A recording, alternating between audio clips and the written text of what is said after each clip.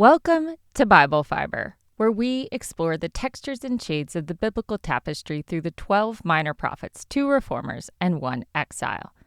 I'm Shelley Neese, president of the Jerusalem Connection, a Christian organization dedicated to sharing the story of Israel's people, both ancient and modern. I'm also the author of the Bible Fiber book, a 52-week study of the 12 minor prophets, available on Amazon. This week we're examining Ezekiel 32, the final chapter of 8 that constitutes his oracles against the nations.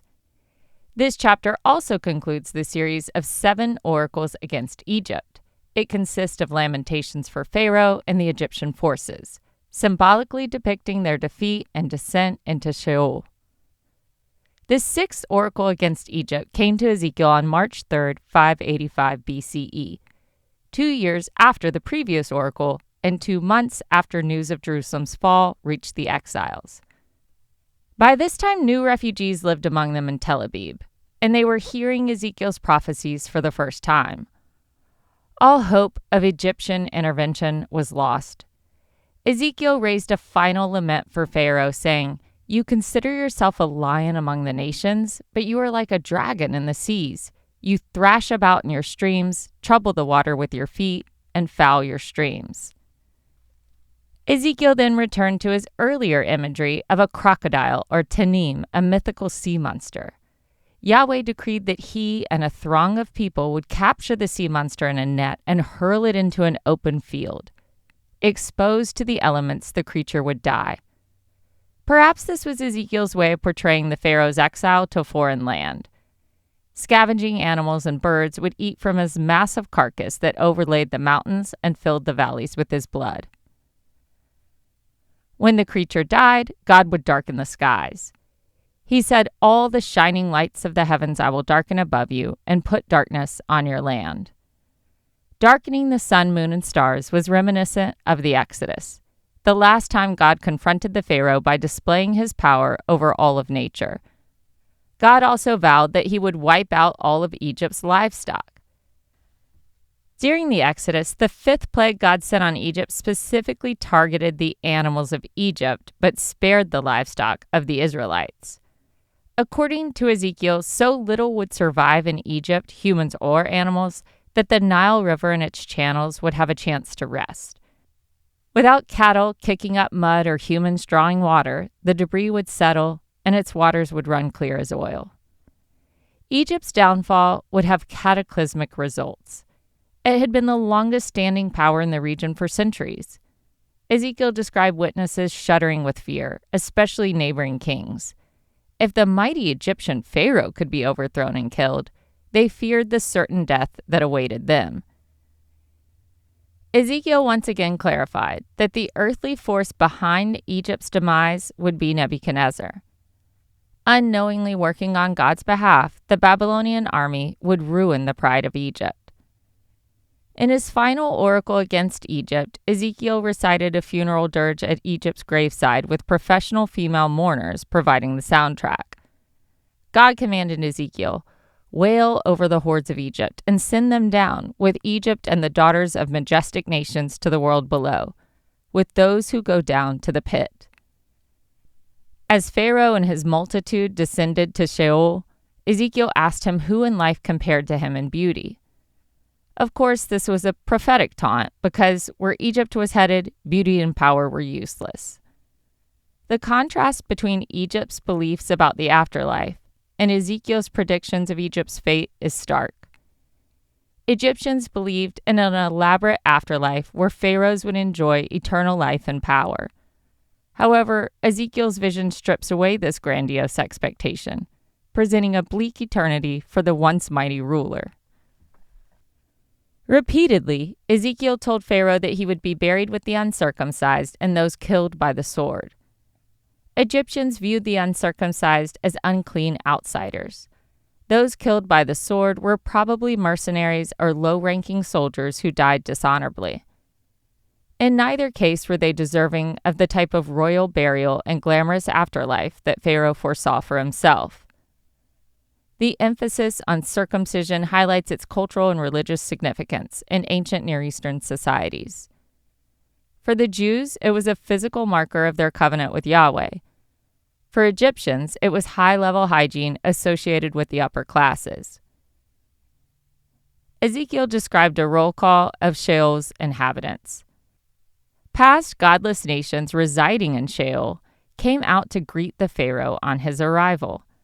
They included Assyria, Elam, Meshech Tubal, Edom, Phoenician cities, and Sidon.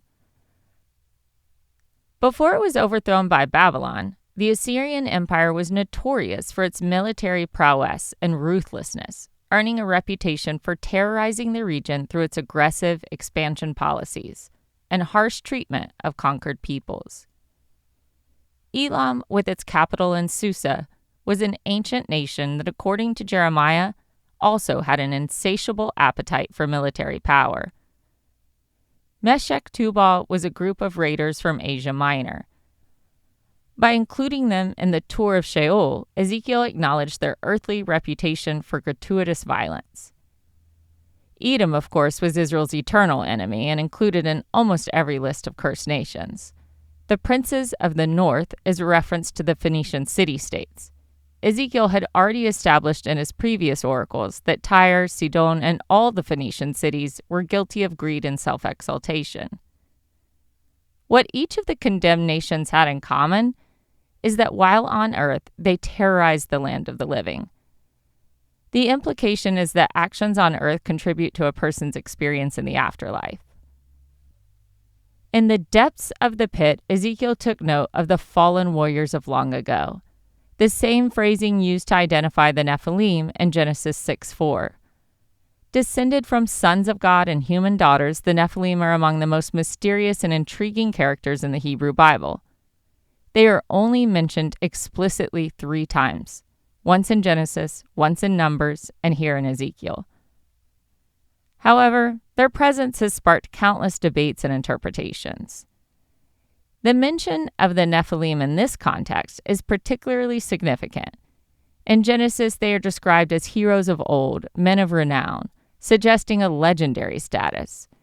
Their inclusion in Ezekiel's vision of Sheol implies that even these mystical figures of great strength and fame were subject to divine judgment.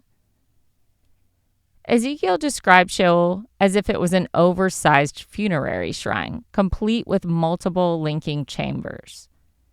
This imagery bears a striking resemblance to the complex tomb structures found in ancient Egypt, such as the Valley of the Kings or the elaborate burial chambers of Mesopotamian royalty. Each chamber had a bed, a detail that echoes the funerary practices of many ancient cultures, where the deceased were often laid out in bed-like structures. Each leader lay on a bed surrounded by his attendants, as if their hierarchy on earth transferred to the afterlife. This concept of social stratification persisting beyond death was common in many ancient belief systems, including those of Egypt and Mesopotamia. The Egyptians in particular believed that the pharaoh's court and servants would continue to serve him in the afterlife. The occupants from every wicked nation all shared the same humiliating fate, consigned to Sheol and buried alongside the uncircumcised and the murdered. Despite their eternal punishment, they seemed comforted to be counted among the wicked. Ezekiel's point was that there was a special place in hell for every violent dictator and his hordes. Long before the Roman poet Virgil gave his tour of the 9 circles of hell in the Divine Comedy, Ezekiel offered his readers a tour of hell and its occupants. A crowded underworld is a fitting end to Ezekiel's oracles against the nations. Generally, the Old Testament has much less to say about heaven and hell than the New Testament. Still, Ezekiel drew on the understanding of his time in Israelite theology that the universe was comprised of 3 tiers. Sheol was the land of the dead, reserved for the wicked. Earth was the land of the living. Heaven was the realm of the divine and the highest layer. The Hebrew Scriptures do not reveal much in the way of life after death for the righteous.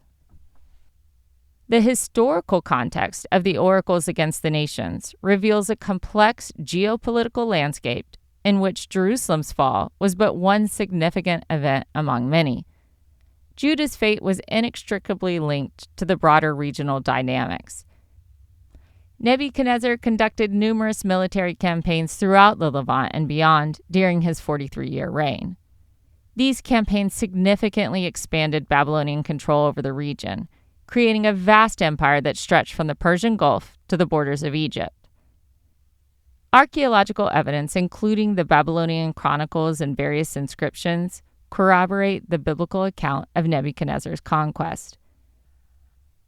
The infamous Nebuchadnezzar Chronicle, for instance, details his military exploits in the Levant, including the capture of Jerusalem in 597 BCE.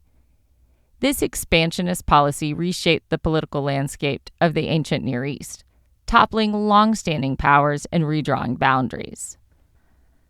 Unlike Israel, who would return from exile and rebuild, the enemy nations addressed in Ezekiel's oracles had no promised future of restoration.